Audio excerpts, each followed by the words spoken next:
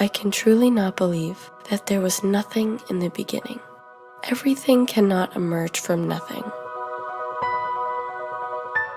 There must have been at least a tiny inkling of an idea, a thin thread of thought, a yearning that led us further to more.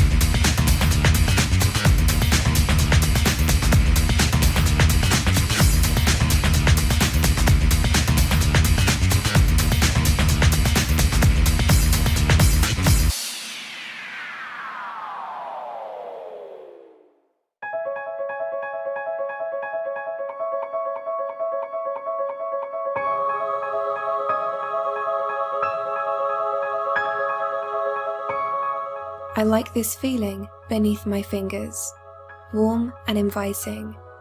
I am in harmony as I invite the forest into my house.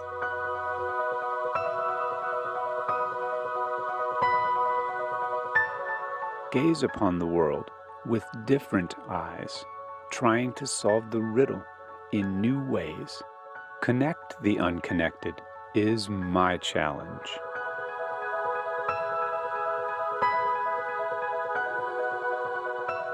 I bring surprise, but that is not enough. Anyone can shock, but I want to have an influence, leave my mark.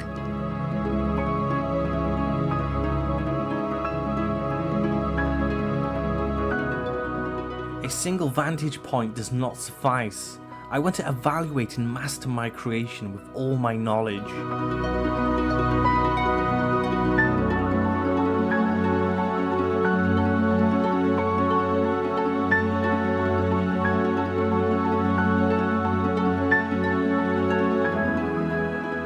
The commotion, the bubbling, the storm, as it's decanted and divided, it is also enriched and multiplied.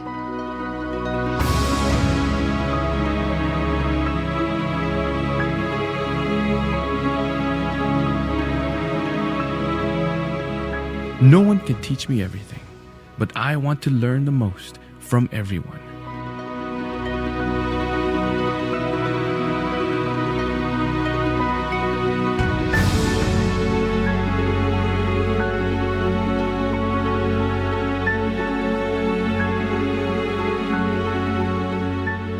I dream in color, which is why a black and white life is not enough.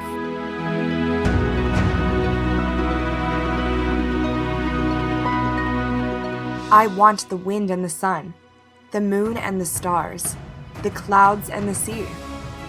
I want to trust and hope, to be and to go, and return to the new beginnings. This is my inspiration. This is my yearning.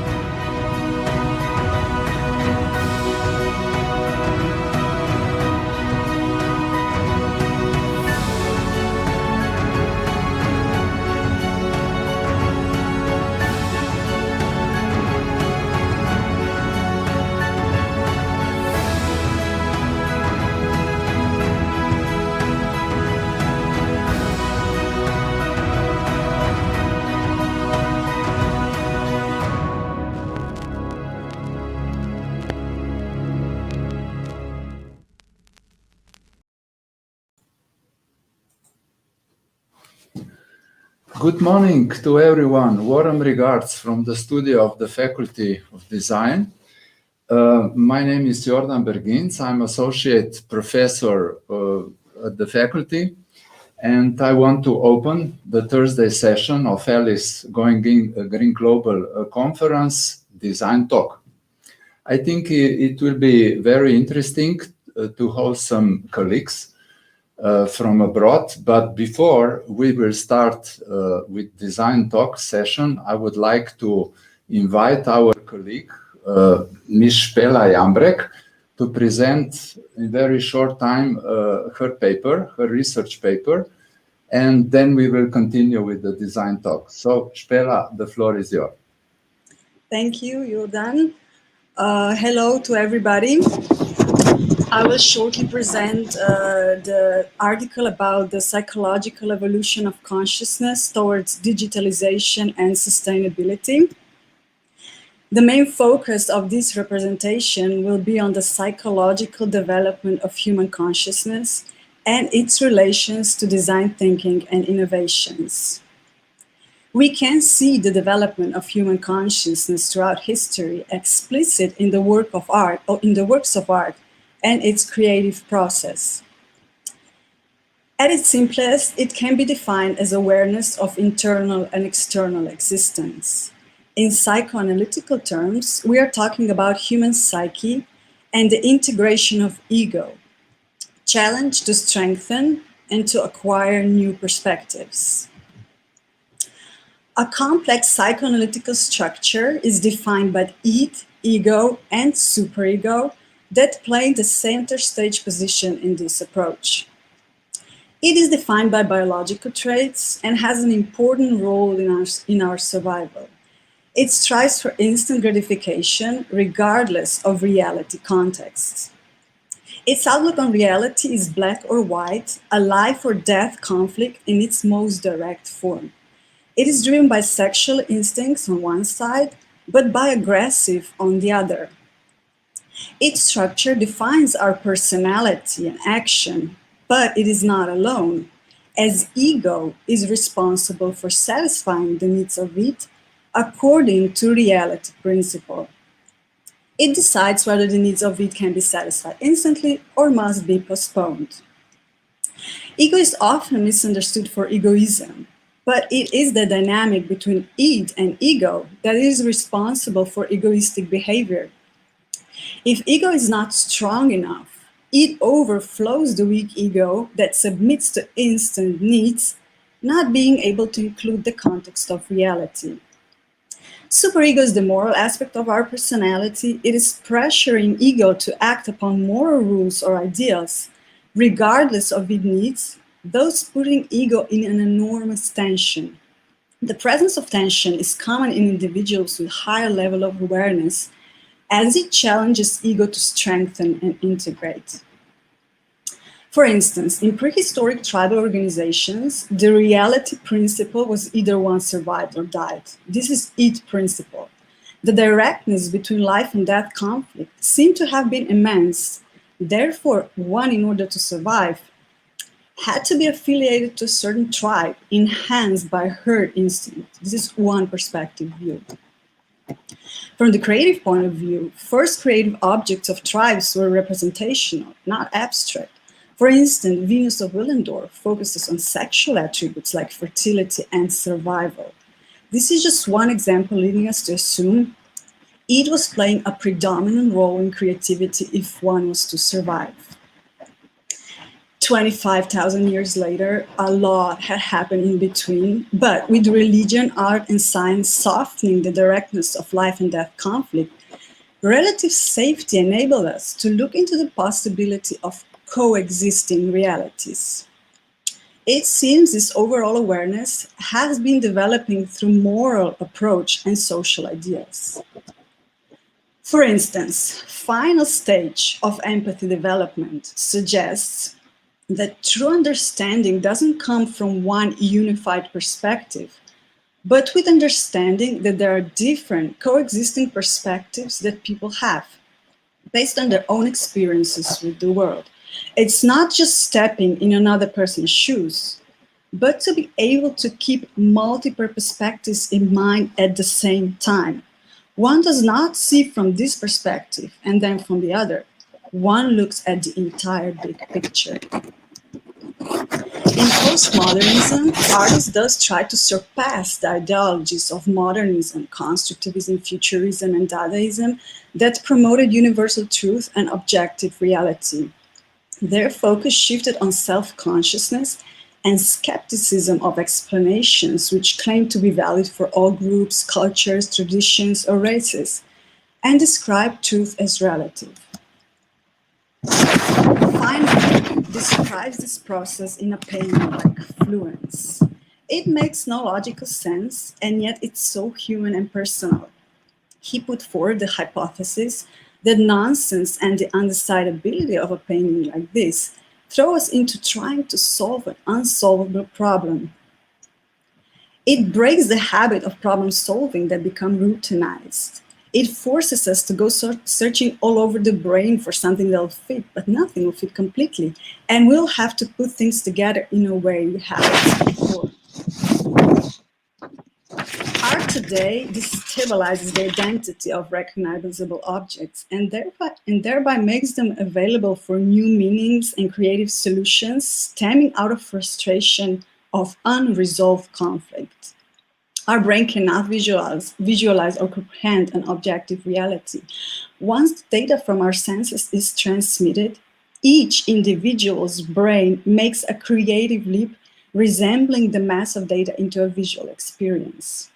Neurobiologist Marcus Reichel has written that the balance between what is evoked by the senses and what we construct through the intrinsic connections in the brain is something like 60 to 80%, implying that the intrinsic activity might be far more significant than the evoked activity in terms of overall brain function, supporting the idea of relative reality and the existence of multiple realities in different individuals.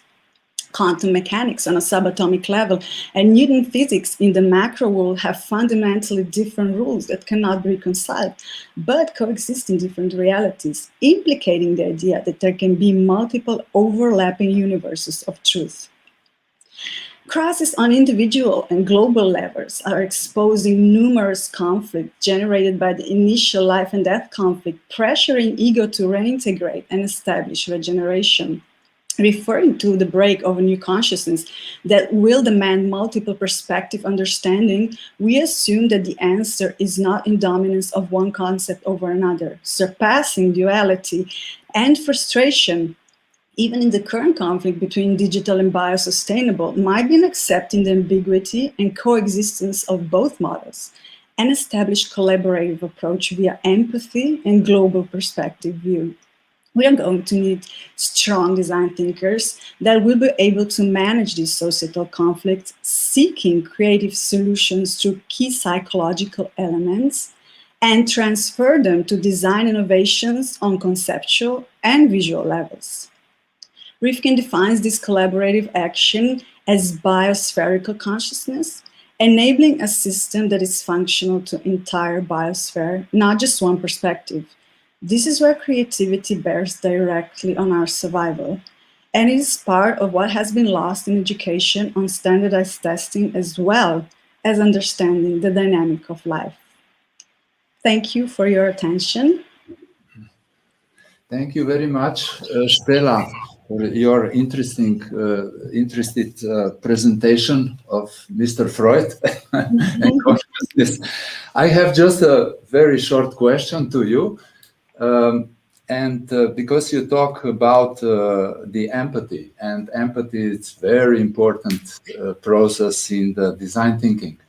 And I just would like to ask the question, how do you perceive today the empathy, or maybe it is empathy the questionable when we use the social media in any way?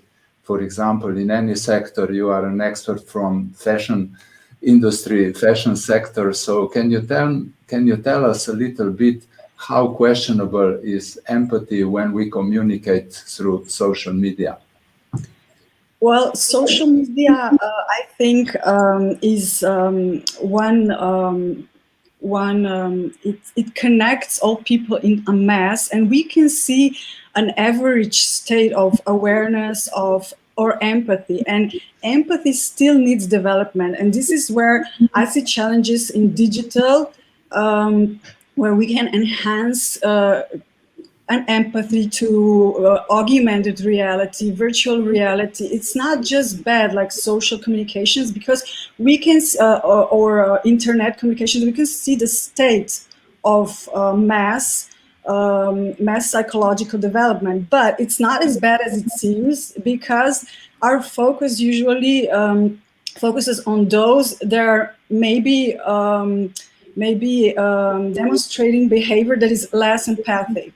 But on overall, we still need to develop and focus on empathy development, because I usually hear statements like, don't do things that you would not wish for yourself, don't do them to others, or stepping into another person's shoes. But in reality, the final stage of empathy development is being able to leave your focus and perception and observe different people's perspectives and situations from a bird's perspective.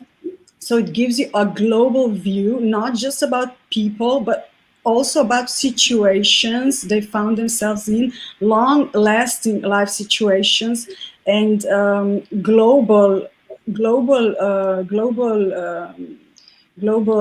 things that affected them. So you become this global awareness and global understanding. And this is where psychologists have their role in enhancing empathy, but as well as I see the potential in other media as well, even in social communicating through internet, because we become aware of something that is not right, and we begin to talk about it. And this is a main stage of being aware of external events, and then seeking solutions and developing empathy. So it's not as bad as it might seem. It's just a stage where we might not be satisfied with it, but we will, if we take actions, and we will, because it shows we're bothered by this kind of communication, we can seek solutions and develop further. Thank you very much, Bella, for your You're welcome. Thank you for your question. Answer. Okay, let's now switch to another host speaker, Miss Lynn Elvins from UK. Hello. Hello. Before I will give you the word, Lynn, I would like to just to have a short intro on the topic that we would like to discuss together with our distinguished guests and, of course, our students. And let's focus to design and design thinking issues. First of all, I would like to stress out the design field has dramatically changed over the last 2 decades. The shift is a transformation from thinking of design and as a craft-based artisan skill of aesthetic designing things to design thinking process. Across a spectrum of target interdisciplinary and multidisciplinary fields. Nowadays, design has adopted different spectrum of roles throughout different systems, services, organizations, and societies, and design managed cultures. And now, finally, the first question. The first question goes to, can we now somehow define from our own experiences, how do we rely to the market? Because now it's becoming very popular to talk about the human-centric orientation, especially in design thinking, and user orientation, try to search for the marketing need, etc., etc. So we now really strongly rely with our design, let's say, strategy and process to the market. Can you tell us, Lynn, what's your experiences? Because you have a very rich experiences from the different sectors, especially in the SME sector and within the cultural cultural creative industries. Please, the floor is yours. Thank you, Jordan. And again, thank you to Nada and all the team at Faculty of Design for inviting me along this morning. It's great to join you from the UK. And again, to you, I think for raising these questions of how do we communicate design to the market, which I think is very important. And as someone who works as a commercial design manager, really that's my role often in projects, is to do that communication side and ensure that people understand what is going on and understand the brief. And I thought this morning it might be helpful just to mention a couple of projects that I have been working on. One, firstly, is a project with students, and it involves a city project to develop sustainable transport hubs. And so the students are very keen to bring in their design thinking and their ideas. But what I am having to explain to them as well is that because this is a live project, there are already other people involved. There are a degree of local politics that is involved in this project. So there are different power displays going on of who owns the project. There is already deadlines. There is already budgets. And so the students are very keen to go in and work with projects as if it is an open space for them to explore with complete open permission. And of course, the reality of projects is that they have more constraints. And as Spieler talked about, first of all, this morning, being able to empathize with other people involved in projects is something that the students are having to learn in a way that constrains their way to communicate. And secondly, another project I'm working on at the moment is with a commercial product design agency. And I'm looking with them at their communications. So as product designers, they do create tangible objects. And this is what their clients come to them for. But of course, as you mentioned, they don't just do product design. They do innovation strategy. They also do user experience. They bring in design thinking. They also now thread sustainability through all of the project considerations that they have. And they too have this problem of how do they communicate that to their clients? And for them, of course, this becomes a discussion about their own marketing, their own selling of design services. Because if they can sell themselves properly in a wider sense, in a more intangible sense, they will get higher value projects. They will attract more money. And so I wanted also just to mention that for all of the students watching today, that this question of how you communicate your value as a student and how academics communicate design, this is important. But this question also continues when you become a commercial designer. Even when you're working in the market, it can still be complicated to communicate what design is in all its guises. So this is a fantastic question that you bring for this panel this morning. And I really look forward to hearing the range of answers from everybody. Thank you, Lynn. Let's continue with some of our colleagues. Oh, we have really all of them. Hello. The floor is yours. Please, just give the question or maybe one of your case study, please. If I can just pick up on one thing you said, Lynn. Hi, good to see you again, by the way. Good to see you, Steiner. You said that in the process of augmenting the value of their services, they take in all these different skills and components of what a design delivery is. And then you said they bring in design thinking. As you know, we will be discussing our book, Brigitte and I, a little bit later. But it's interesting because we took a point of departure that design thinking is not a method or a methodology, it is a mandate to bring in all these different aspects. But how do you see in the design practice, especially perhaps in the UK, where design thinking has been sort of quite firmly rooted? How is design thinking being perceived? Is it something you bring in as a source of knowledge and inspiration, or do they perceive it as a tool or a method that they sort of just pick up from the toolbox? Yeah, and again, it's a great question, and I think again it then depends, and this is part of the art of knowing where people are, because as you say, design thinking is a much, it isn't just a tool, it's a much sort of bigger way of working and way of thinking, but I also find in communicating design, when I start with any kind of client or any conversation, sometimes it is easier to open the door with a tangible tool.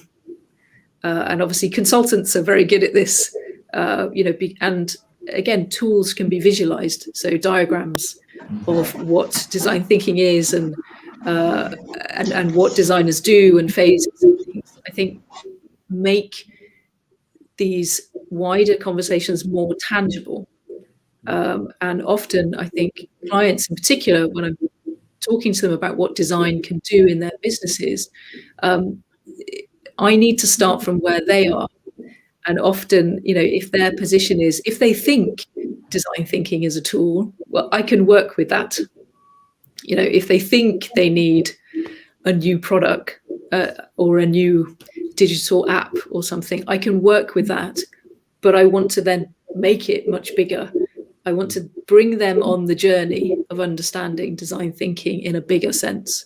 So I suppose my answer would be it's both, and it depends which way people are ready to have that conversation. Again, I suppose back to a little bit to Spiela and her point about empathy, multiple realities, multiple truths. It's almost like around any project table, there are multiple perspectives.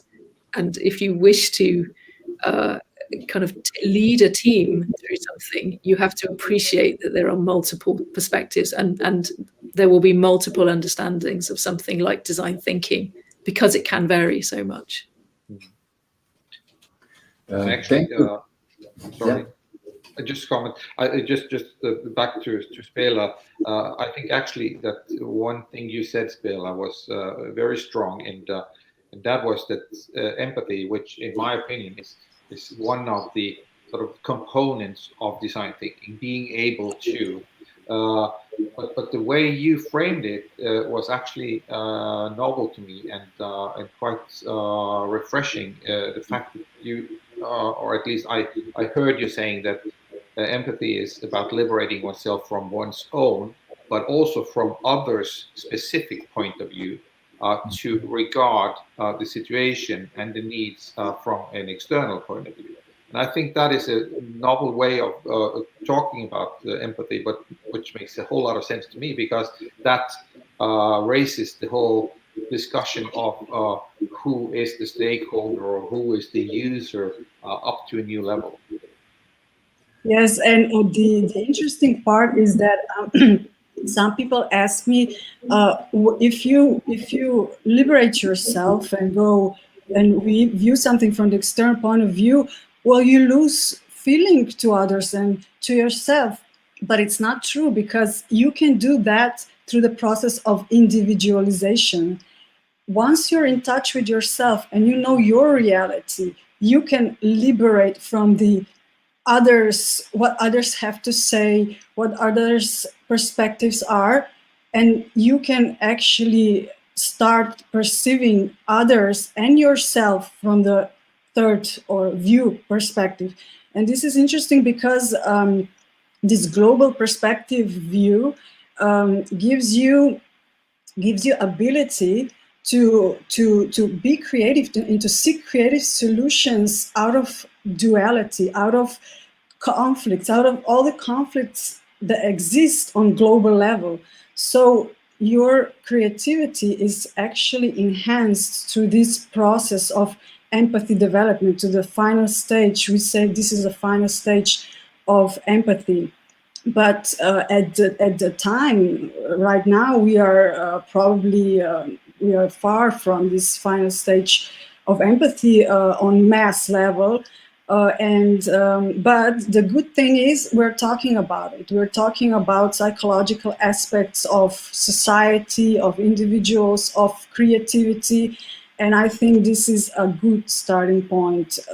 And once the development starts and surpasses another stages, it can go up exponentially. So I think right now we don't have maybe a good opinion of what is happening. We might be scared, but we have this inner and external conflicts. But I think this is just, as Jung always writes in his publications, it's just the stage, the necessary stage to reevaluate, to establish new values, morals, and to reintegrate even on empathic development.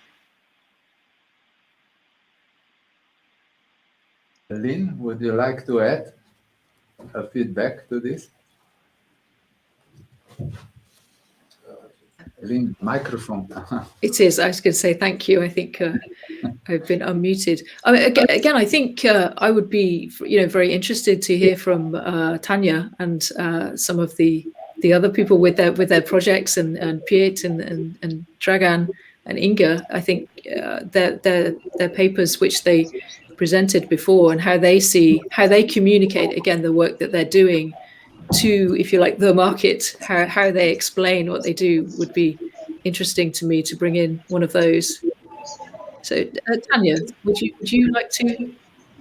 Good morning to all. Yes, I just wanted to, I will be making some remarks on the very interesting points that you have all made up today, starting with Spela. And I find it also a project that I was running with my partners from Egypt and Italy in the fashion sector.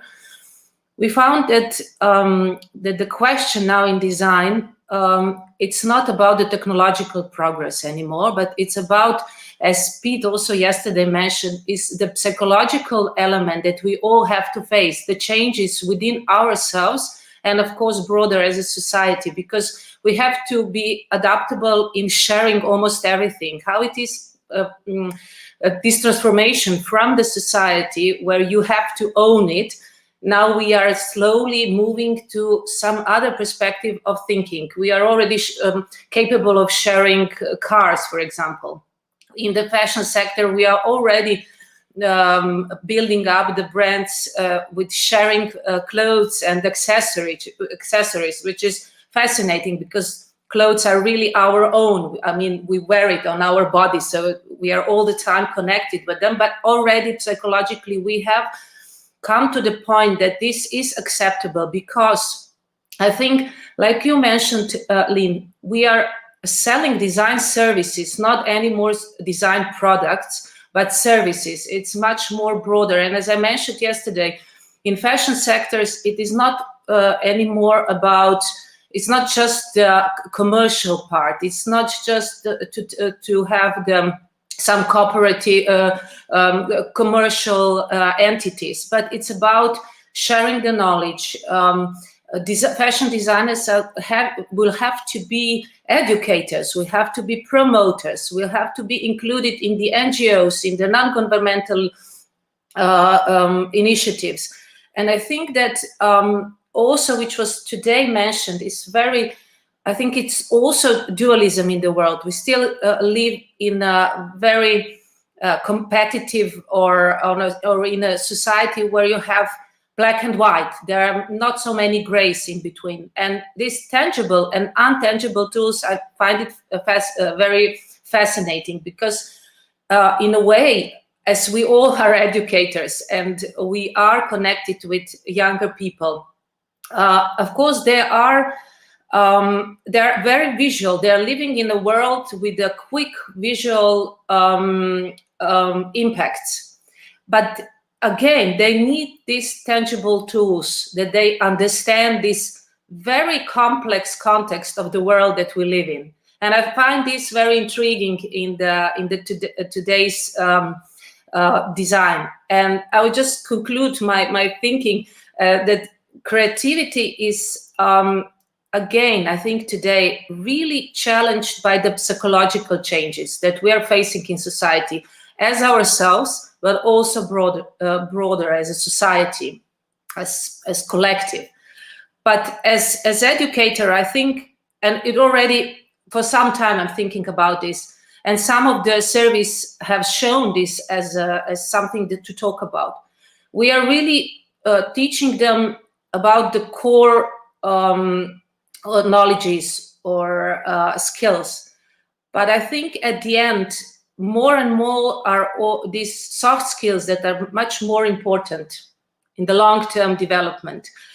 And the question me was always, as a lecturer, how to teach them those skills, how to evaluate those skills. It's very difficult, I think, for the new generation to educate in a new human beings, for the new society that at the moment we are still building, but the younger ones are going to probably enter in already developed new world.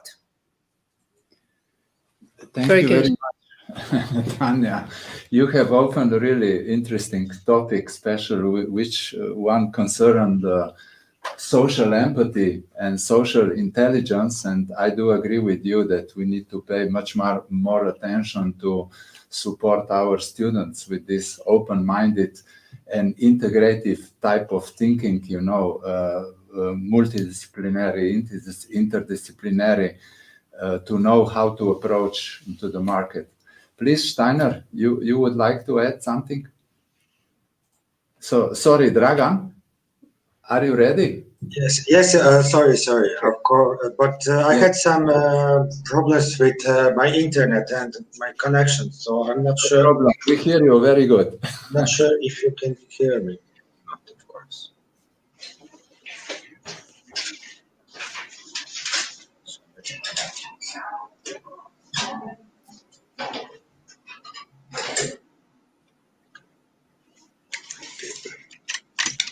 So now, I'm not sure if it's I have okay. some connection problems. So I'm not sure if you can hear me because Yes. Yeah. Okay, great. Sorry, I couldn't follow right all discussion because my internet problem. But as I understood, we are talking about value position and the market and the relationship between design and market. So actually, because I'm in theory and I'm a theoretician, I'm not a designer actually. And I was also talking about that value position of design yesterday. And one of the features actually of design is the distinct degree of obsolescence of the aesthetic value that we recognize in it. So that is one of problems that we often talk on our classes here, because the obsolescence of aesthetic value is certainly not something that should be considered specific to design, as well as this process should not be considered as one-sided or specific factor, but rather considered by a complex processes which in many ways can produce the decline in aesthetic value. So one of the reasons of this is the pronounced openness of design to absorb the various assumptions that guided the realization of artistic idea. And this is not only conditioned by the imposition of practical tasks that a design achievement should fulfill, but also by the more pronounced dynamics of its cultural change. And then if we consider market design relations, we usually talk about market value, and market value and aesthetic value are mostly not in a relation, but if we presuppose that they are, as some ideal case, then we can conclude that obsolescence of the aesthetic value can trigger the obsolescence of the market value. So maybe a solution may be a practice by which market value is directly derived on the base of artistic value, on different artistic elements, but artistic, not aesthetic value. So that was my thinking about market value and about market position of design, that we should somehow strengthen artistic dimension of design. But of course, we always need to negotiate our positions in real world. Thank you, Dragan. Inge, we would like to challenge you of your opinion about the same issue. Well, thank you so much for inviting me. But I must tell you, I'm an architect, applicative architect. So I think that we are, as educators, we are as well changing our values as I was in my formal, let's say so, education. We were doing the project quite differently that it's now. And I'm trying to learn our students that we must, I totally agree with my colleague Tanya, and I think that we must learn the soft skills. And of course, in architecture, we are trying to do the sustainable. This is so very popular word, sustainable architecture. But of course, we must approach back to nature. We must care our earth. It's the philosophy all over the world, and we must learn from nature. So this is the main target. We are now trying to make our project with the students, how to reuse, how to be more friendly with our, I'm not a philosopher, so as you, all of you are, I'm really the teaching how to approach to the customers with a new wave of making projects to your, let's say so, to your customers or whoever, to your investors, to reuse the perfectly designed interior furniture that was done. I don't know, it's not necessary to make everything quite new, because we were used to make our projects from everything was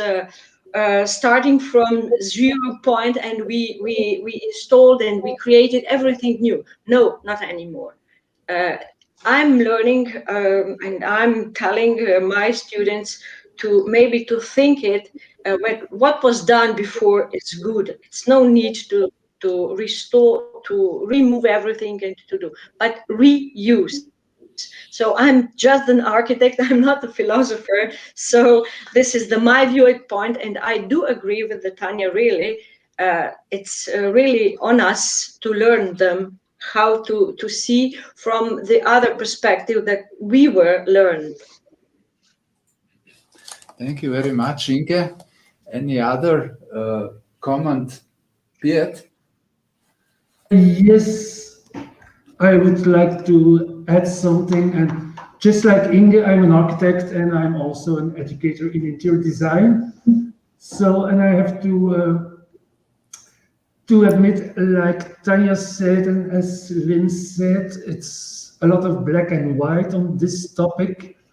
And I'm also a little bit of two minds about it. So it's not that easy. And the big problem as an architect and interior designer is that what we are doing is very slow. So we're always 3 years behind everything else that happens in fashion or anything that's much faster as the market and so on. So it's quite difficult.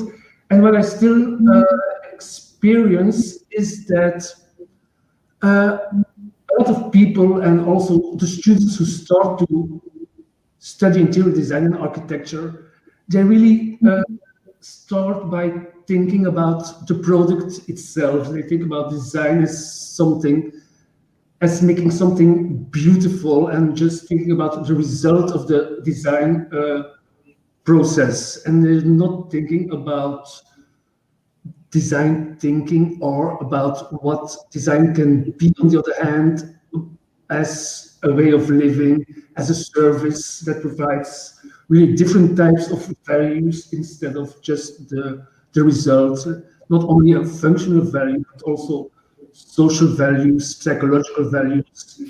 And last but not least, of course, there's always the monetary value by thinking about sustainability, relevancy, etc. And that's, well, that monetary value, of course, has also something to do with the market. And then we have, on one hand, we have the market, and I think on the other hand, we have us as academics. And if we need to think about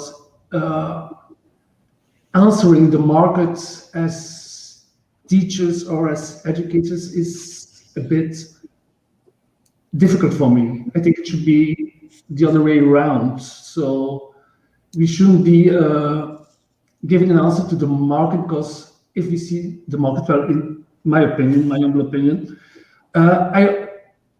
for now, I still feel that most people are really looking for a fast return on invest, while that's never a good basis to come along with something sustainable or to have a sustainable solution. So that's a bit difficult, and that's also the difficulty to teach it to the students, so they know. So design is not any longer about making things beautiful, but more about talking about relevancy for the future and thinking about possible answers through design thinking that might be really unexpected. Thank you very much, Pierre. Yes, Steiner, please. Pick up on one thing that you just said, Pete, but I'll start with Dragan, because I think your work has some very interesting reflections on artistic value, but also aesthetic value, and how that is part of the whole sort of proposition of design or of the creative industries. Having been an observer of the design discussion, discourse, both in research, education, design policies for almost, well, more than 2 decades, the discussion has moved in waves. Around 2007, 8, 9, 10, suddenly there was this immense focus on strategic design, on design as sort of a problem solver, an approach to sort of addressing the big issues, which was wonderful. But in that process, the whole concept of design as a way of also enhancing the aesthetics and the experience part of products, services, experiences disappeared. And for a while, 4 or 5 years, if you talked about design and aesthetics, you were sort of dismissed and said, no, that's not what it's about. It's about functionality, it's about sustainability, it's about meeting strategic goals and so on. And Pete, you just said actually that design is not about making things beautiful. I believe firmly that if we do not hold on to the responsibility of design to embody processes, ideas, innovation in beautiful experiences, beautiful products, in user-friendly and attractive services, in capturing captive communication, well, then design has lost.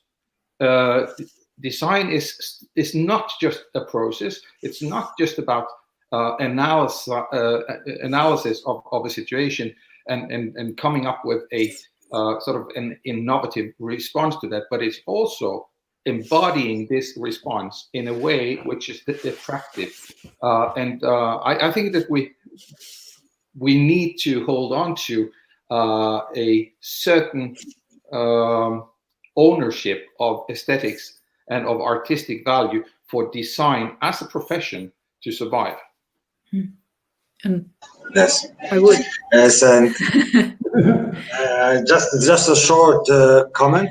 I will agree with Steiner Valade because just a second, I have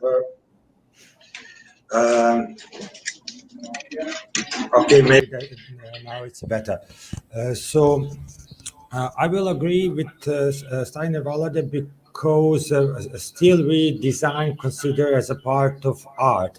So if design is art, so then we should talk about artistic value and aesthetic value in a domain of design. Of course, system of arts is something changeable, and if we think about system of arts as it was, I don't know, 1,000 or 2,000 years ago, it was different than it is now. But now we have to decide either we will consider design as an art practice, or as a, I don't know, engineering technique or science. If we consider design as art, then design shouldn't be just solving problem, just finding solutions. Okay, that is one dimension, but as art, design should have artistic value and aesthetic value. So that is just our decision how we will consider design as a profession, as a field of human practice. Thank you. Thank you, Dragan. Lynn? Thank you. Again, the same as Dragan was saying, I would agree with you, Steiner, that part of the, again, when I work on projects, what I'm trying to do is protect that space of allowing designers to actually do what they do. Like I say, all of that wonderful aesthetics and beauty. Beauty is incredibly important. It connects with people. It's all that aesthetic stuff, which is very, very complicated and hugely important to the success of a design. But again, I think which is the part that I like in all of this sort of design thinking and design strategy and working as a design manager is, again, there is a language in business that demands, as Piet said, I want return on my investment. I need something in 3 months. I need something in 6 months. The pressures that come from clients, and they want to hear that designers can respond to that, can go, yes, this is okay. We understand that you want to have return on your investment, that you want to meet your needs to fulfill your stakeholders or whatever it might be. But at the same time, let's say it's almost like we have to hold on to our own language of beauty and understanding what we are capable of, but sort of selling it in a secondary language that other people can hear and understand. And to me, that is also, again, as Inga is saying, that is then part of the skills that designers now need to have in terms of being able to translate for the people that they work with and communicate what they do. But I think not just communicating as designers by us always saying, but we do more, we are higher value, we are great, we do everything, we can solve these problems, we can bring in beauty, we can bring in aesthetics. I think we also have to remember that we have to go towards clients and say to people, we hear you as well, we hear what you need, but we have something very valuable to bring to the table. But we need to then speak in this space in between where we can all understand, where we can all speak different languages but come together around a solution of sorts that will hopefully meet lots of people. But it's tricky. It means that design students not only need to learn how to design in a practical way, they not only need to learn things like design thinking and what that means, but they have to learn how to negotiate and to communicate and to present and learn other people's languages as well. So this also makes the designer's world more complicated, even more. Thank you, Lynn. And Tanya, your feedback? I wanted to add and comment on everything that it was said, and very interesting what Dragan has emphasized, the aesthetic, the artistic, and the market value. And I think we are not talking enough about those three different values, but I find it that aesthetic value, maybe we gave too much importance to the aesthetic value, because I find that the artistic dimension has the content that sometimes is lacking in the aesthetic values. And again, I would refer to the historic references, because we are not challenged to something new now in the society or in the design society or society in general. And I will refer to the new Bauhaus, because I think that already now more than 100 years ago, they already established those challenges. They almost the same things has happened, challenging us as creative people, challenging technologies, challenging interdisciplinary, challenging the fact that we are not just product makers, but we are, let's say, how to say, soul facilitators. I mean, much more, or society soul facilitators. We are much more, as a profession, it's a much more broader profession, and it's already has been in the human society. Maybe just we are at the moment challenged by the way that we are forced. I mean, maybe 100 years ago they were not that much forced. They were not globally forced. They were forced just in certain region or in certain part of the world. But today we understand that we are really part of one planet, but not in this ecological sense, but in the really basic human sense. And I think it raises this question about the dematerialization, whether it is necessary, because I do agree that at the end we will have to produce products. It's not, and I agree also that what Steiner has said, we are just more and more talking about the design process as something ultimate, but I think the core is still the product itself, because we are living in a society where the relationships in design are based on the relationships between the human the human product and the product. So we have to combine those three relationships in the whole value, maybe as a one value, not that we divide it in aesthetic, artistic, and market value, because the later one, it's really a strong, has a strong impact on our society. Thank you, Tanya. I think that right now we need to approach to the final question and comments, but I have one question for all of you.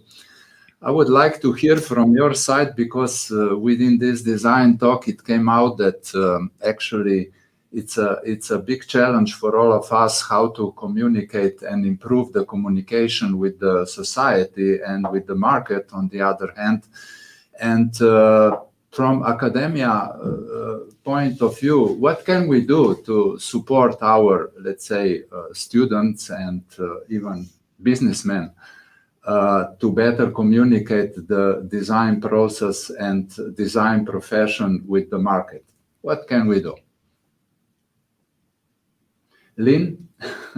Okay, well, I think one thing which I know many universities already do with students, which I think is great, is again to encourage getting students working directly with companies and with people outside of the university, so that they are not just designing within themselves and their own student groups, but they are beginning as early as possible to negotiate with a sort of a client type relationship of having to understand a brief and interpret a brief. And I think this helps students to understand some of the issues that they will deal with when they are working outside of the university in their careers. Lynn, I'm sorry to interrupt you. We have noticed 2 months ago one job ad from London that for the design manager, and within the list of the requirements there were 22 different skills and attitudes. 22. Can you imagine?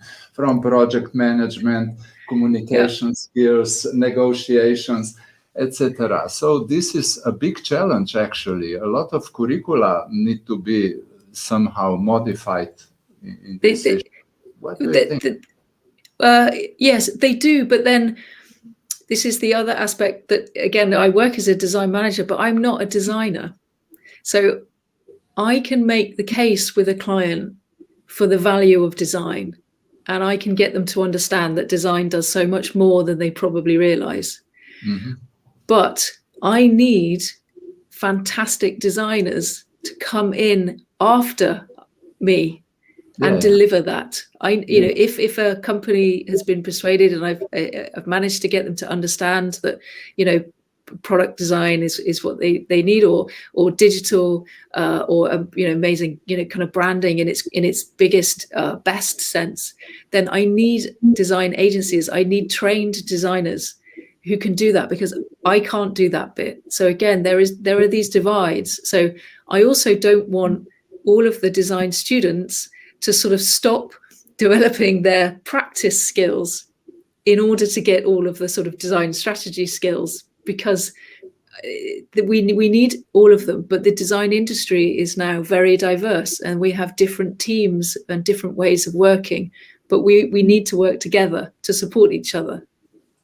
Thank you. Steiner? Well, I just want to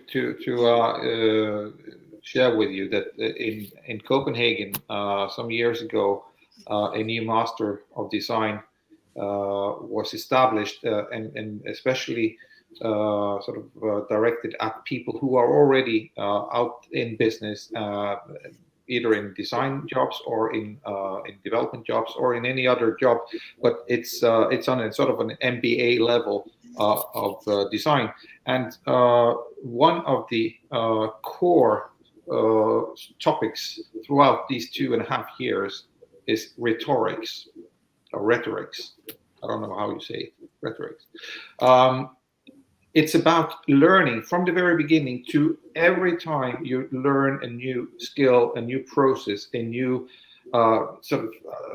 acquire some new intellectual value. You also learn how to communicate it, how to articulate it, how to argue it. So they bring in politicians, they bring in business leaders, they bring in all kinds of people to help them learn how to articulate the value that they create. And I think that is a brilliant way of adding another important layer to design practice, and that is also being able to argue the value that your design creates. Thank you for a really nice view. Any other comment on this issue? Okay. If there is no other issue, I think that we can come to the conclusion that actually design profession is very, very sophisticated one, and in the near future, I think that there will be a lot of changes concerning the market orientation and digital technologies, which are part of the tool how to communicate with the market. And I think that design thinking will become a little bit more important for every single company or management of the company. But I think that all of you are in the same position and mission and purpose, that we need to support our clients with the proper communication. And as we can come to the conclusion that the main issue here is to somehow define that design is actually becoming a very interdisciplinary and multidisciplinary system. and we need to introduce and support our clients with different aspects of integrative thinking.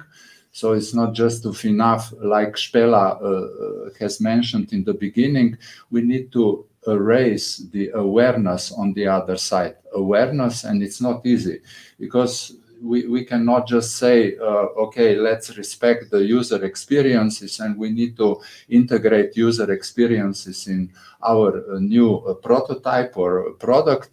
It's not enough, because we need to raise the awareness and exchange a lot of communication with our client or consumer or user, and come together to the same point and say, that's it. That's the story that we want to develop together, and this is the right value. And we have a lot of values. We have a process, edit, value proposition, and finally everything should be integrated within this design thinking process. Thank you very much, and good luck in the future with our profession. Thank you, and I hope we'll all continue to hear our two colleagues, Professor Brigitte de Boria and Steiner, about the book. Okay, let's have a short break. Okay, thank you. Have a nice day. Thank you. Thank you.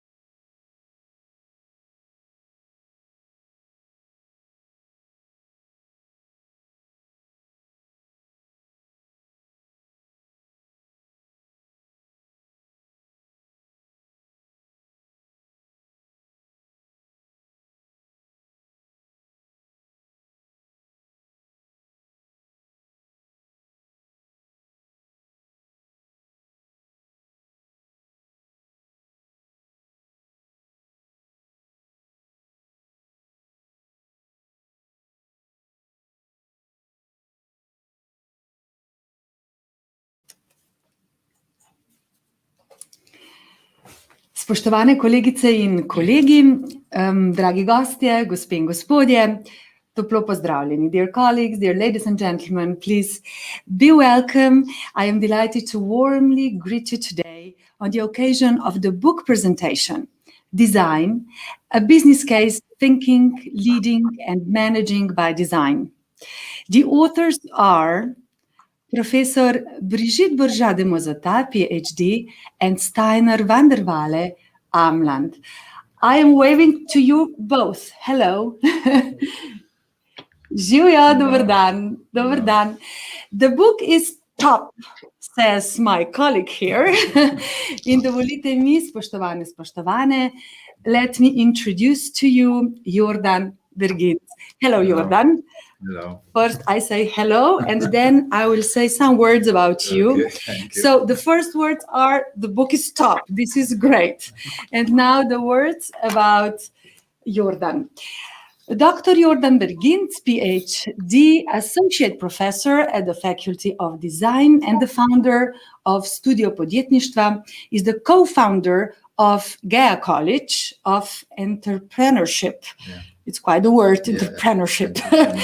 He is a project manager with experience and international projects of management and consulting industries. With a PhD in entrepreneurship and more than 30 years of experience in the areas of entrepreneurship, startups training and leadership training, consulting and research, Dr. Bergins is well known in the startup world as an experienced mentor.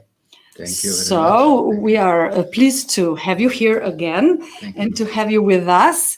We will talk a little bit about the book, but let me first, dear colleagues, let me present to you again, but it is important, the Professor Brigitte Bourgeat de Mozata and Steiner van der Walle Amland.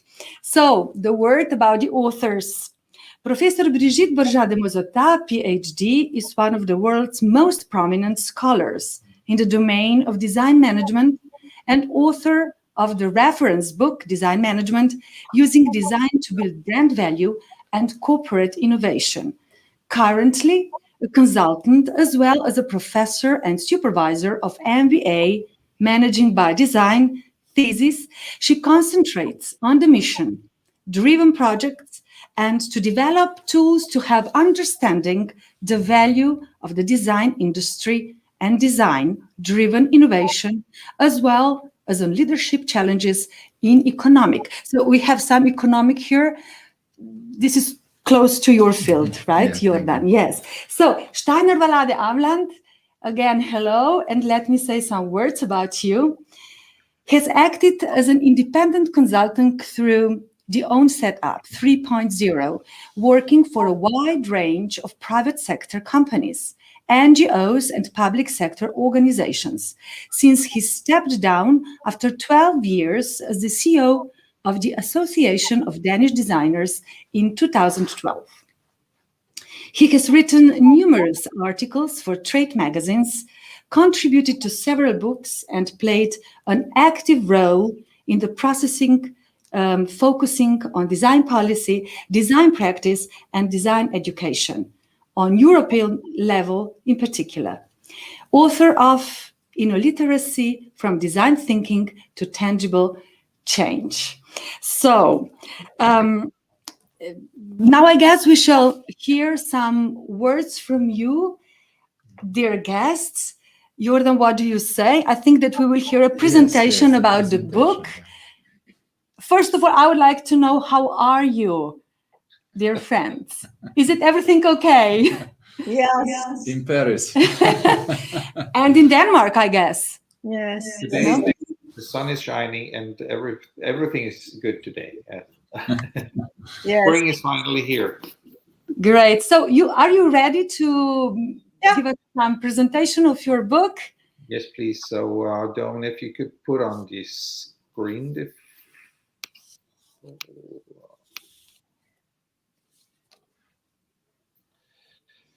So, thank you for the introductions. Here we are. I think you can see the screen now, I hope. No, the screen is black. The screen is still black, but we will wait.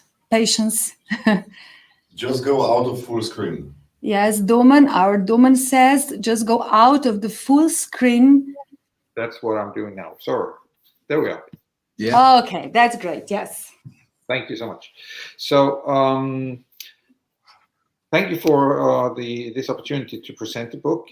We will do it in the way that I will shortly say a few words about the background of the book, and then we will go into some of the key messages and key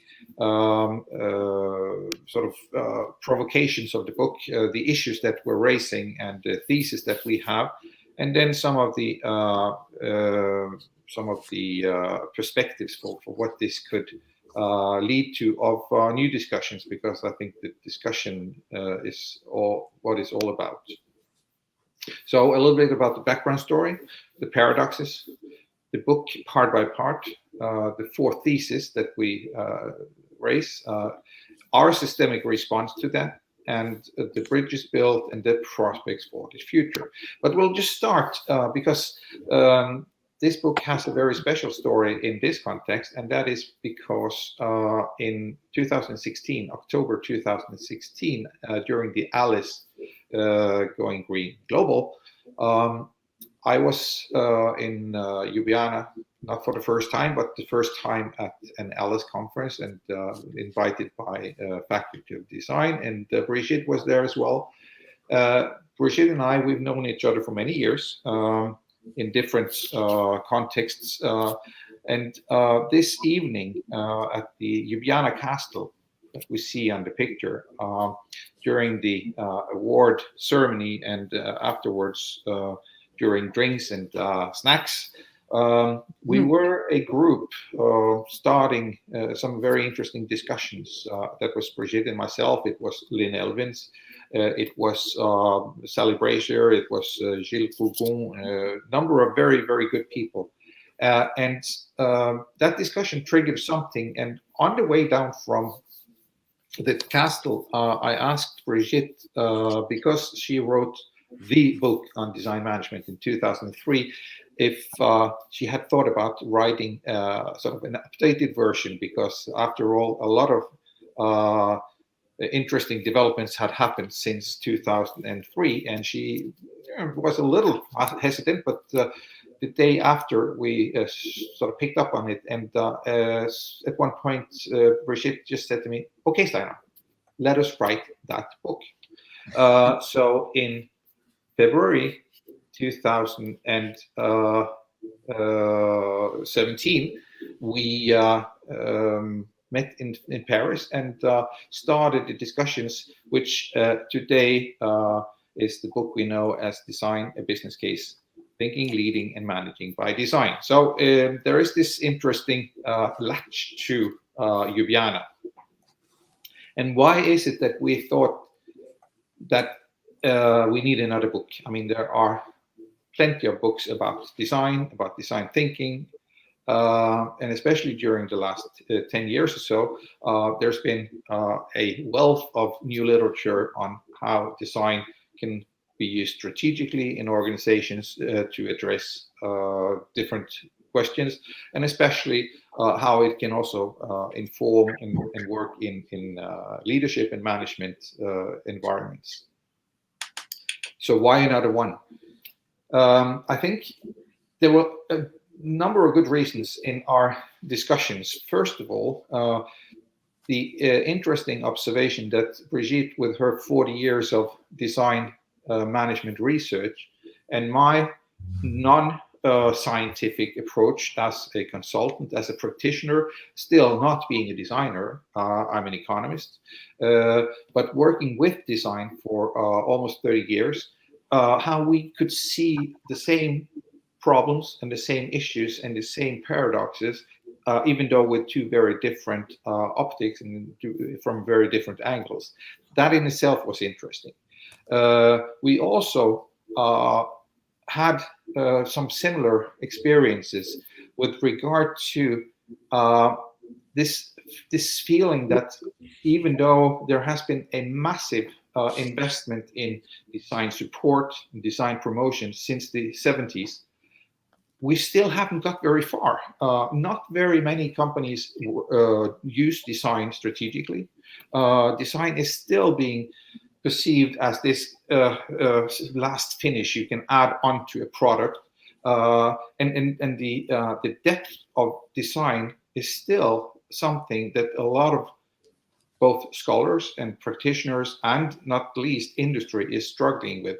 And we want to sort of explore why is that and how can we deal with that. And we also see some huge barriers to fully exploit design potential, many of which are in the design industry itself.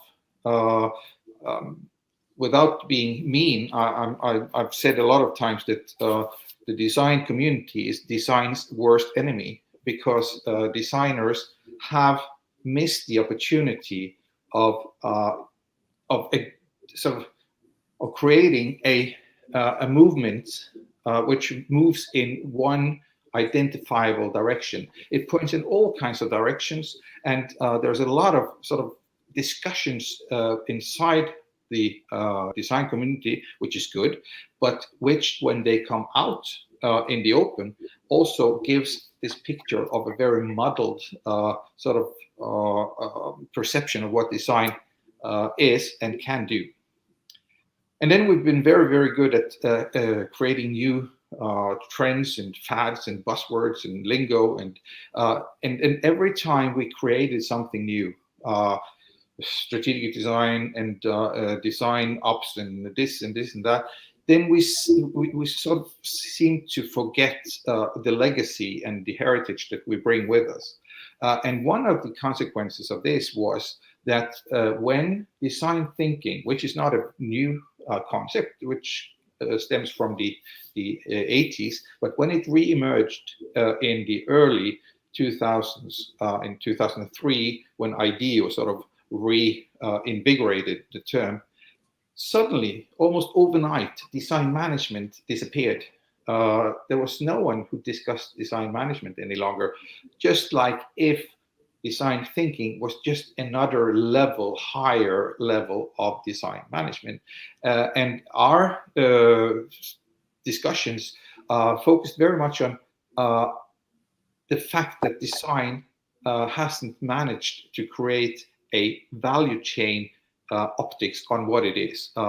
We believe that design and designers need to be more precise about the value chain that they are as such, and the value chains that they are part of, for industry and for politicians and for everyone else to understand what design is and the value of design.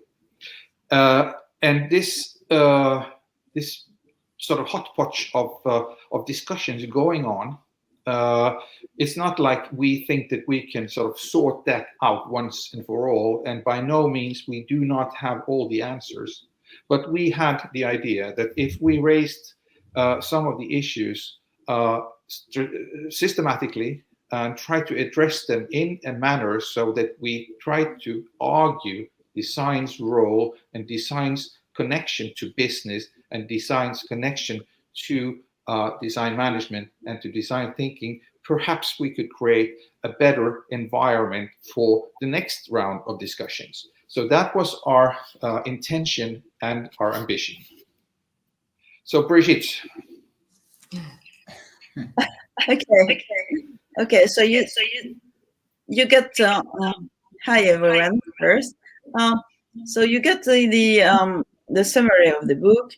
Basically, the book is organized with, first the context, which is, we know that we have now 30 years of design management research that obviously we have got all the variables and all the models, the design nonce model, the design ladder model, the design maturity index models, the design management institute awards. So there is a lot in the academic and also in some corporation, there is a lot of evidence that design is working as a core competency in competitive advantage for corporations. So the question, why is it? Because of this evidence, why is it that it is not actually happening? And as Steinar was saying, there is some kind of a conversation between experts, between the community of design management, but it's not going mainstream yet. And so the whole idea of our discussion was maybe there are a few things we need to go deeper. And the idea was to put the book into 4 phases of why, and looking into the why it does not work. And these 4 phases are really the structure of the book. And the idea is assumptions and solution. Well, not really solutions, but maybe things that could be done to answer part of the problem. And the first thing is, by the way, what is design? Because if we say, and I have that with my students every day, we love to say now that design is strategic. And then when you ask the first question, which is, well, let's start by defining strategy, please. And let's start with this, maybe define design. Well, suddenly it is very strange that we use the word of, strategic design, and nobody has got a definition of each of the words. So we started with the idea that maybe we should discuss about what design is. And there are a few things that are confusing when you are outside the world of design.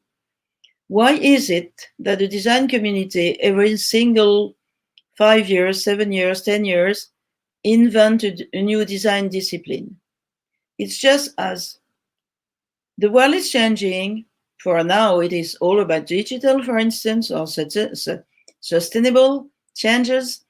And then you get, a new school about sustainable design, and you get a lot of new schools and education and new practitioners in UX design, design experience, digital design in general.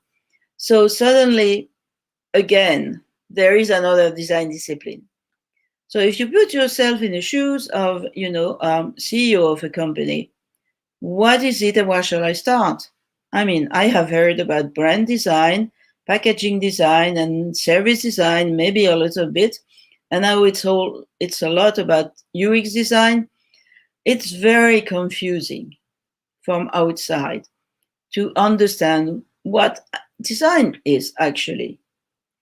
And there is also in the design community something that is a lot of trust between people like myself and design practitioners.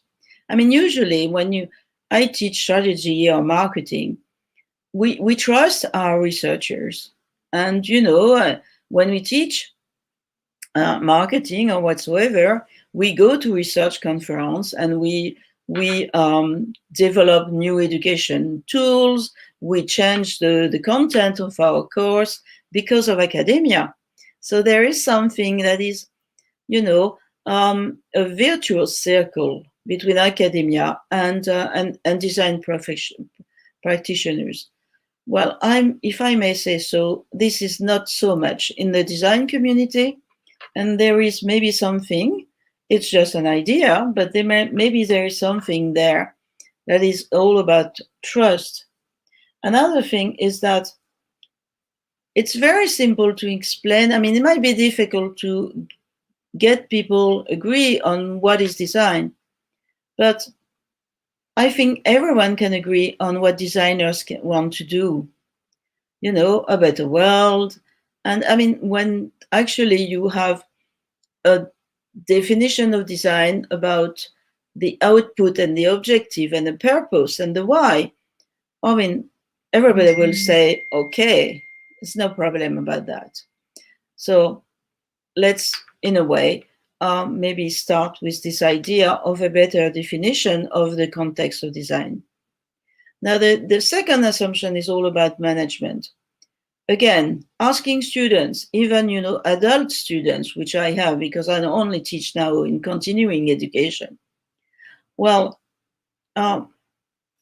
when they come from the design community and when we say management to them, it's really management is just what I don't want to do. It's all about figures, accountancy, control, and this is something that is going to curtail my creativity. And okay, well, I have to do it, but this is not what I like. So there is something that it's very strange to me, because I came to design because I have the conviction for 10 years that design has made me a better manager. And I had these 10 years of experience of that. And I've been, in a way, thinking of the why of this conviction that I had, and changing, in a way, management science with the input of design science into it. And there are a lot of thinkers in management that actually designers will agree for.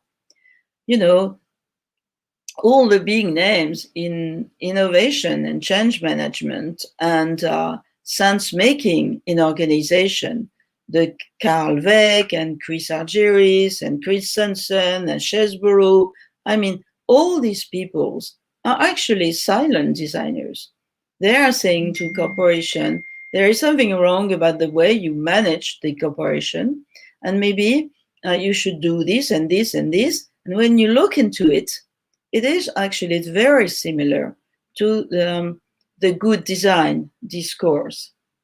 Now, also, this resistance to change is something that designers can see in their everyday activities, but that's not only about design. We know that has been, years and years of research in management, in entrepreneurship, in an innovation change that says it is difficult to change. And so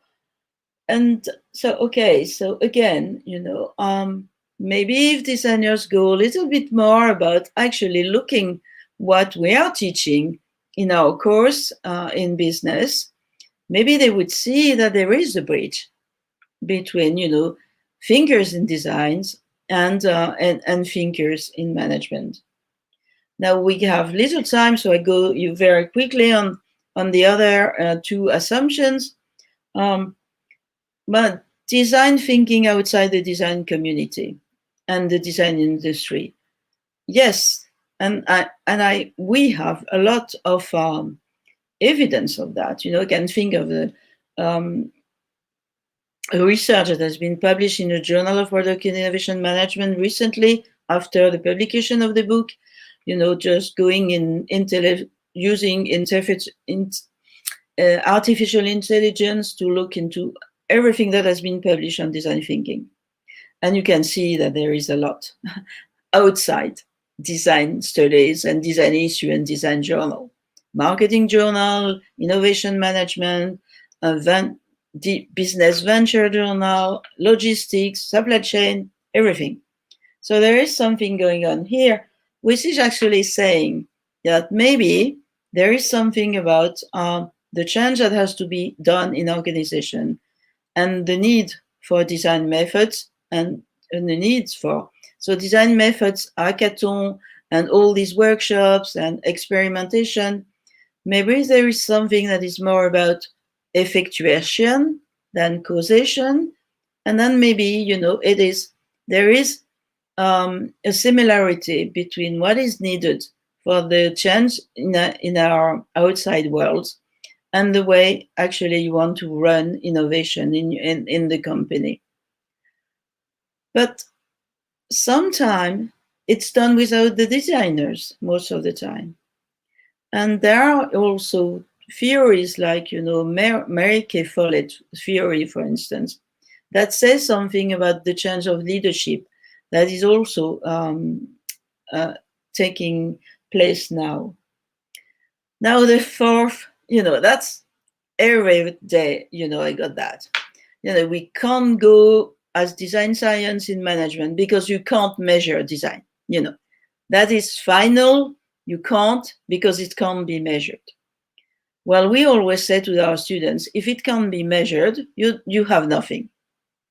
And they don't like that. But it is true, And we have had, years and years of models and variables and indicators that actually design input is very easy to measure. It is maybe part of other inputs, no problem for that. But there are ways that you can also actually measure design inputs separately also.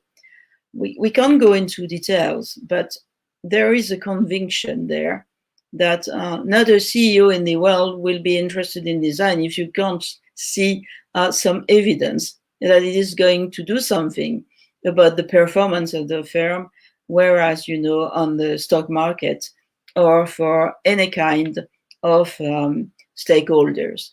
So it's all to finish. It's all about bridge. It's all about bridging thinkers, building bridge also between thinkers. And for what we say, it's all about capabilities also. Why is it that you need design? Well, maybe there is a gap in capabilities. There is a gap in the knowledge capital in the companies.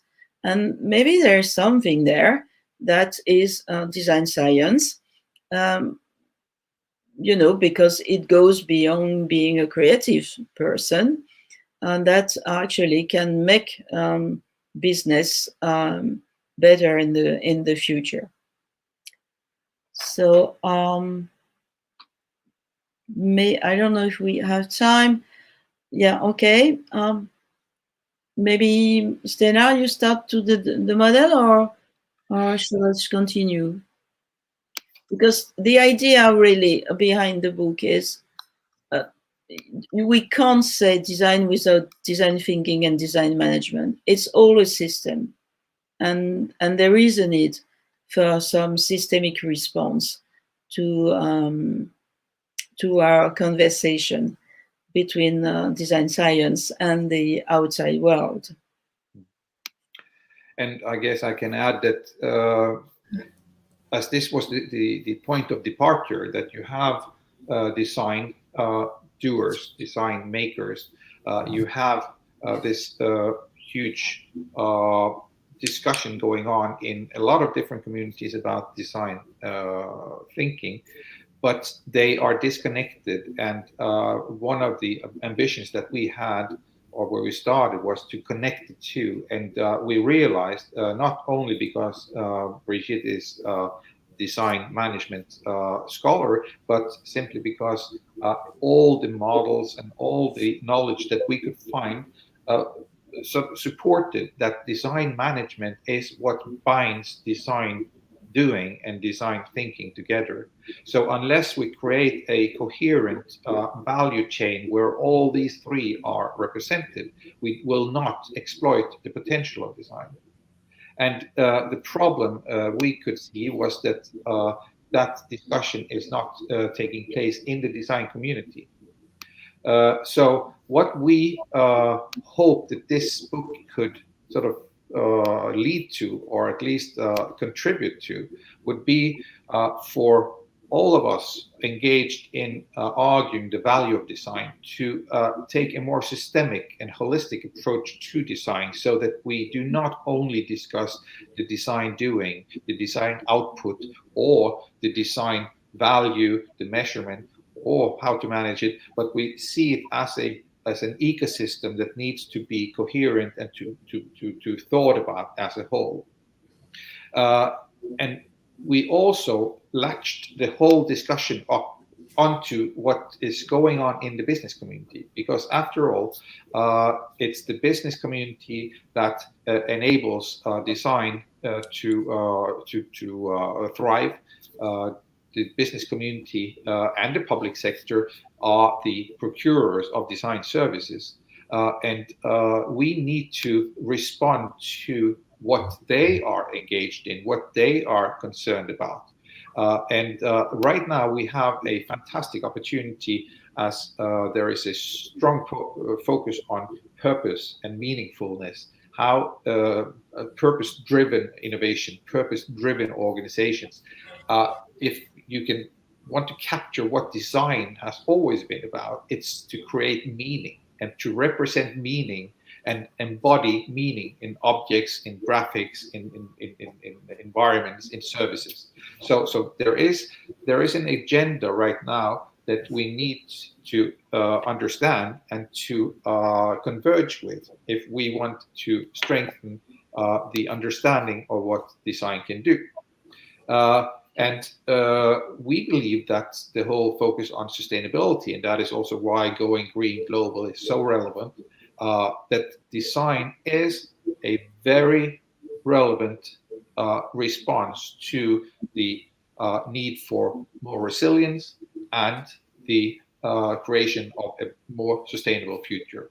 And what is new since we wrote the book is that this understanding has now sort of reached the summit of political influence through Ursula von der Leyen's idea about a new Bauhaus. I think that is somehow fantastic, that what we have tried to capture in our book somehow has been reflected in at least an ambition on a European level of using design as a means to reach the ambitions we have of a more green and more sustainable future.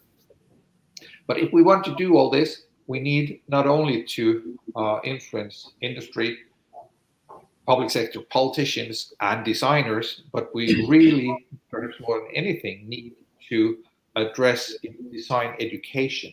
Because if we do not change the way we look at what design, the future generation of designers need to find their place in this value chain and to make the difference that design can make, if we don't change the education to fit that, well, then we will just perpetuate the problems that we've had over the last 30 years.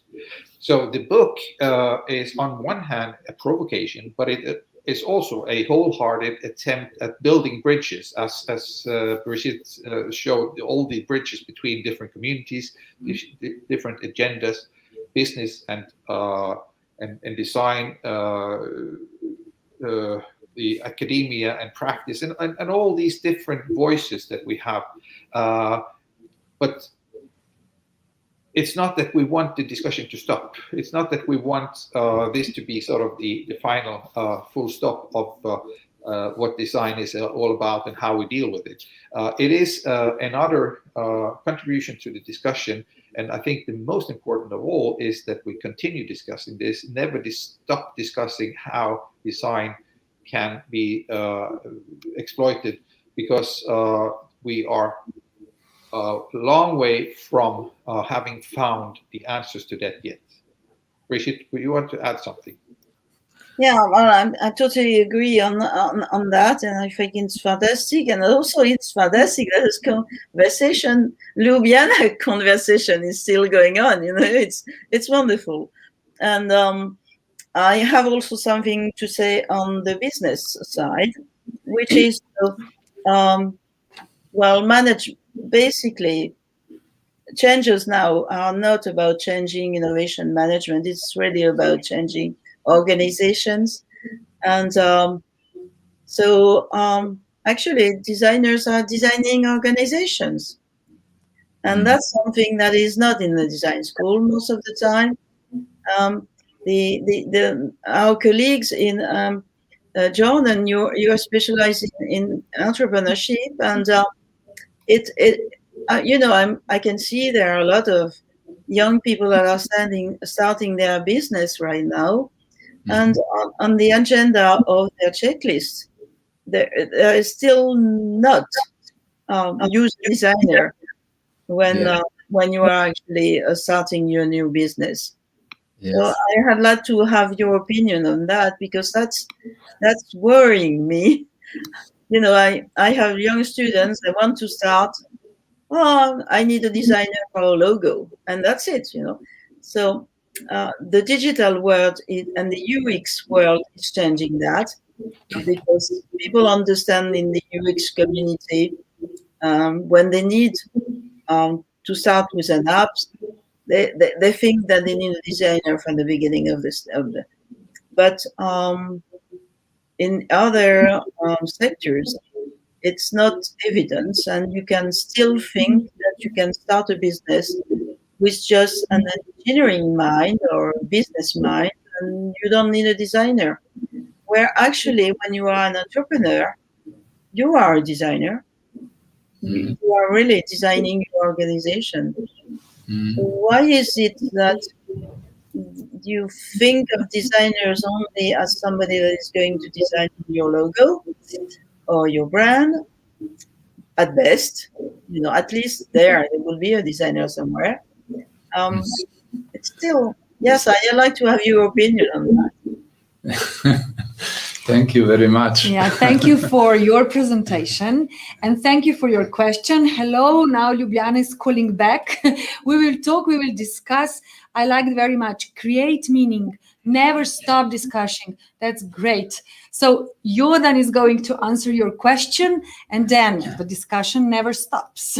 Please, prosim. Thank you very much for your really convincing presentation. I think that you both, Brigitte and Steiner, you are one of the top, let's say, promoter of design thinking, design management process in Europe. And I think even your book is one of the best right now in the whole Europe about design management. So I suppose that you are getting a lot of requests for presentation all around. And what it seems, I like, Brigitte, your explanation about, let's say, entrepreneurship. Actually, we are designing all of the time. Even when we cook, we design. You know, so design we need to approach with the broader aspect. And earlier I have mentioned to Steiner that I have noticed one latest job offer ad in London where they were searching for a design manager, and they were asking for 22 skills. Can you imagine? And abilities, of course. 22 skills, from project management, communication skills, PR. I mean, plenty of those skills. So I think that it's academia is in front of big challenge. We need now to start to create and educate a chief of design officer, like CEO. It should be the chief of design or design management officer. But I have one question for both of you, because we are on daily basis cope with different top managers all around. I mean, I'm talking about Slovene corporation. And one of the statements you discuss within your book is about the design process is living in coexistence with the chaos and the structure. And my question is, how would you encourage the top managers of the company to start to introduce the design thing, I mean, the design management process and culture within the company, if you talk with them in this way, like chaos and strategy, because we know they are afraid of, they want to have a discipline, the system, the hierarchy. And when you come with the design management philosophy or culture, they will say, no, let's wait. So what's your experiences? Brigitte, please. Well, you know, I think that any single CEO now is really having a major question, which is, how am I going to manage in uncertainty? I mean, we have not to think about designers being in chaotic world, and managers being in organized, well, rational world. This is not our world now. There is a strand. There is really a big transition that is actually happening. So this is not designers bringing chaos in company. We have already the chaos in a way. So but what designers and artists can say to that is we like chaos, and usually in the business world you don't like, so don't be afraid. I mean, the first thing that designers and artists bring is that don't be afraid, there will be a solution. There is a positive attitude, which is for me one of the capabilities also of the design community. Let's try, let's experiment. We will fail, but we will find a solutions. And this attitude is really in need. I mean, after COVID, I see a lot of fear everywhere.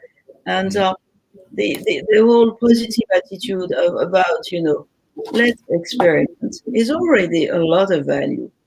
So I'm sure any kind of CEO will agree to that, that if the staff is not is afraid of the future, you don't go.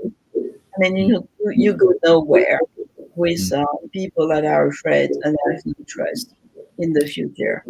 It is difficult because we have a lot of change that are at the same time.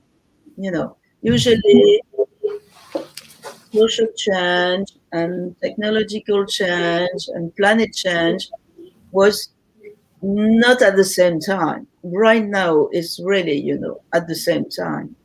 And so we need to experiment because we don't have the solutions. I mean, honestly, there is a lot of experimental to be done.